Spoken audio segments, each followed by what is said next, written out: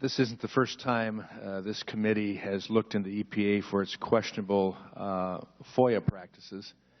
That's an issue I'd like to address. EPA has been notorious for having extremely long delays in responding to FOIA requests.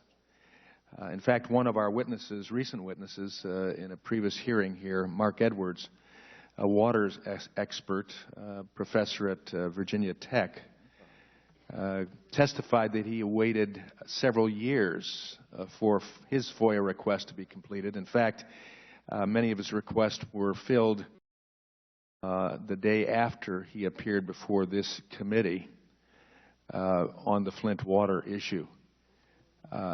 This case, as well as others, I believe very clearly and should diminish the public's confidence in EPA's ability to be open and transparent. And so could you tell us why it takes EPA so long for these FOIA requests to be filled? Congressman, I'll just speak very generally to this on a couple of matters. One is that we take our FOIA responsibilities very seriously, and we have found in recent years there has been a substantial increase in the number of FOIA requests we've received. In responding to that, we've tried to put together a FOIA expert assistance team to assist us in searching through documents and making sure that we're fully responsive. When was that team initiated? That team was initiated within the last year or so. Are we seeing improvements on that you could tell us about? We're working very hard. I don't have any statistics for you today, but we'll be glad to get back to you with more information. I appreciate that, because I know that you have to get a lot of requests, undoubtedly.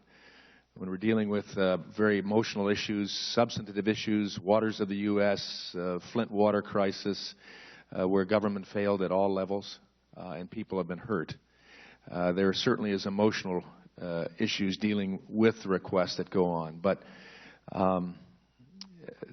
there are reasons why EPA has been brought in front of us on several occasions dealing with FOIA, and I would hope that be addressed. Going on to purchase cards that was introduced in I believe, our chairman's opening comments. How can EPA keep better track of the purchase cards and the usage of those cards by your employees? Congressman, we've made a number of changes in interest from the Inspector General's office and this committee and our own management concerned about this to put in place better systems for keeping track of activities that occur in purchase cards and flagging anything that would be suspect. So we feel like we've made considerable progress on this over the last couple of years. Has there been an audit done relative to the employees to make sure that we're not missing things? On the financial audit, we've had a clean audit opinion for the last several years, but we're always continuing to follow up and make sure that we have appropriate systems in place to detect any misconduct. Well, then why is it that EPA employees who spend thousands of dollars of EPA taxpayer money on personal expenses can get away with not having to reimburse the agency? Congressman, we share your concern about that. The cases that are before us today are cases that were over, for the most part, as Director Sullivan specified, were over a couple of years ago. We feel like we have made progress going forward to identify those cases and address them. Well, the particular individual that expended over $22,000 in international roaming charges while vacationing, and I think we may make that clear, while vacationing abroad, will that employee be required to reimburse the agency? Congressman, I'm glad you brought that particular case up because we are going back and trying to make another effort to recover the costs. What's the challenge? The challenge is going to be to determine which calls, even an employee on vacation may have made work-related contact back to the agency even while they were on vacation. We need to make sure we can separate those out and make a credible claim. Mr. Sullivan, could you add any information to that relative to that specific individual?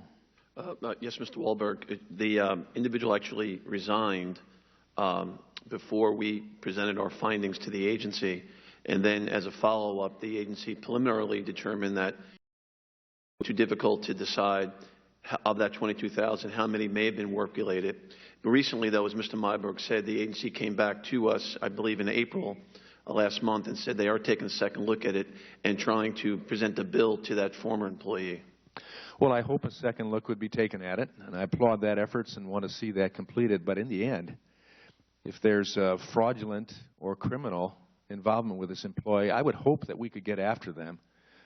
If not, we'd appreciate you telling us how we can assist you in making law in place where we can take employees who are ruining the credibility of other good government employees, attempting to do the job in the best way possible, and yet the cloud is put on them because of people who are willing to misuse their purposes and the cards and tools that they have.